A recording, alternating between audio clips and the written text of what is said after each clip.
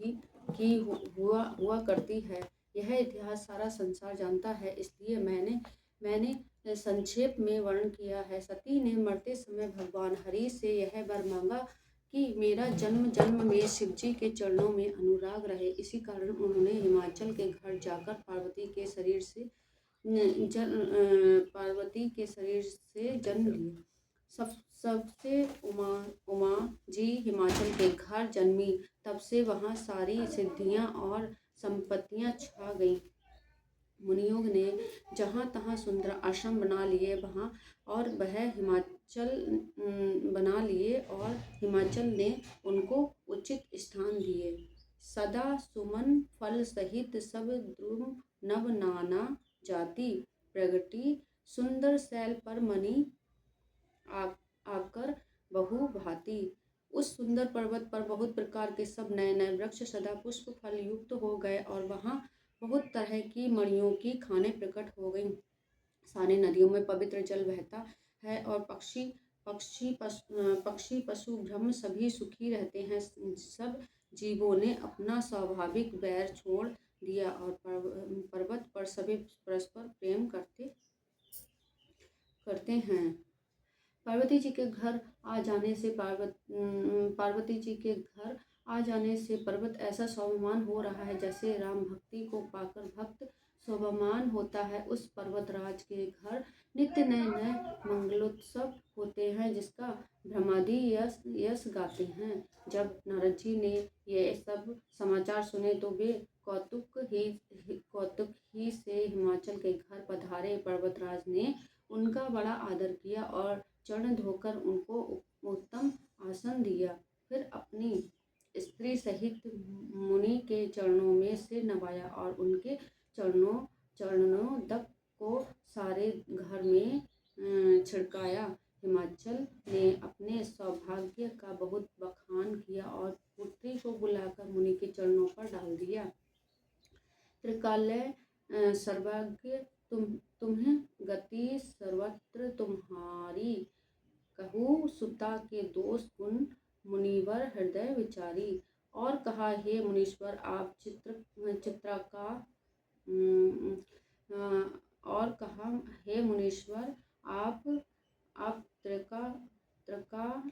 त्रिकाल और सर्वज्ञ हैं, आपकी सर्वत्र पहुँच है, अतः आप हृदय में विचार कर कन्या के दोष गुण कहिए।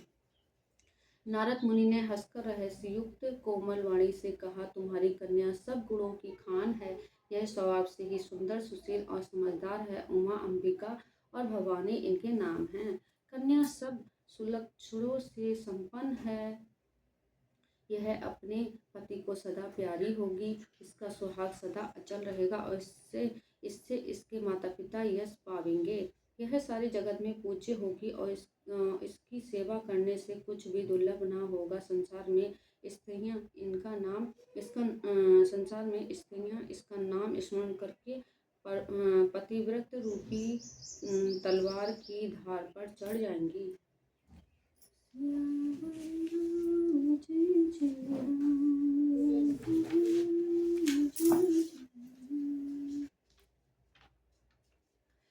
हे पर्वतराज, तुम्हारी कन्या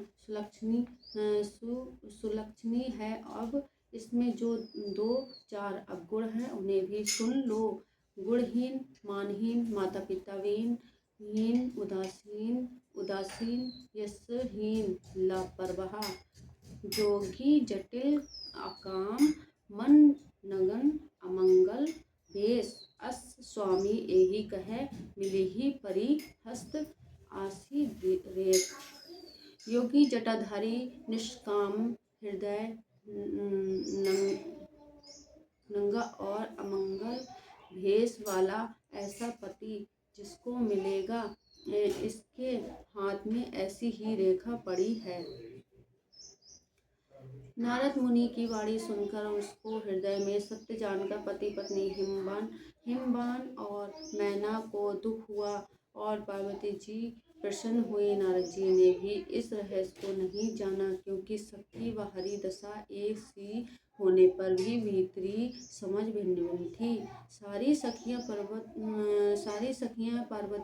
पर्वतराज हिमवान और मैना सभी के शरीर पुलकित थे और सभी के नेत्रों में जल भरा था। देवऋषि के वचन असत्य नहीं हो सकते, यह विचार कर पार्वती ने उन वचनों को हृदय में धारण कर लिया।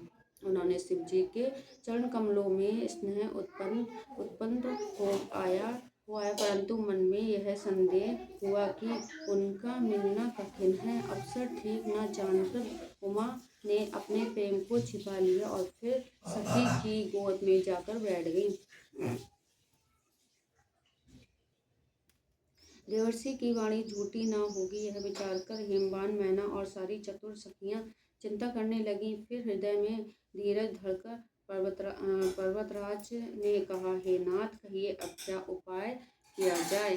कही मुनीश हिमवंत, सुनी जो विधि लिखा लीलार। देव दानुज नर नाग मुनि को ना मेट निहार। मुनीश्वर ने कहा, हे हिमराज सुनो, विधाता ने ललाट पर जो कुछ लिख दिया है उसको देवता, दानव, मनुष्य, नाग और मुनि कोई भी नहीं मिटा सकते। तो भी एक उपाय मैं बताता हूँ, यदि दैव सहायता करें तो वह सिद्ध हो सकता है। उमा को वर तो निस्संदेह वैसा ही मिलेगा जैसे मैंने तुम्हारे सामने वर्णन किया है, परंतु मैंने वर के जो जो दोष बतलाए हैं, मेरे अनुमान से वे सभी शिवजी में हैं। यदि शिवजी के साथ विवाह हो जाए तो दोषों को भी सब लोग गुणों के समान ही कहेंगे। जैसे विष्णु भगवान शेष नाग की शैया पर सोते हैं तो भी पंडित लोग उनको कोई दोष नहीं लगाते। सूर्य और अग्निदेव अच्छे बुरे सभी रसों का भक्षण करते हैं, परंतु उनको कोई बुरा नहीं कहता। गंगा जी में शुभ और अशुभ सभी जल बहता है, पर कोई उन्हें अपवित्र नहीं कहता। सूर्य, अग्नि और गंगा जी की भांति समर्थक को कुछ दोष नहीं लगता। जो अस ईर्षा करही नर जड़ विवेक अभिमान, पर ही कलप भरी नरक महु जीव की इस समान। यदि मूर्ख मनुष्य ज्ञान के अभिमान से इस प्रकार होड़ करते हैं तो वे कल्प भर के लिए नरक में पड़ते हैं। भला कहीं जीव भी ईश्वर के समान सर्वथा स्वतंत्र हो सकता है। गंगा जी से भी बनाई हुई मदिरा को जानकर संत लोग कभी उसका पान नहीं करते, पर वही गंगा जी में मिल जाने पर जैसे पवित्र हो जाते हैं।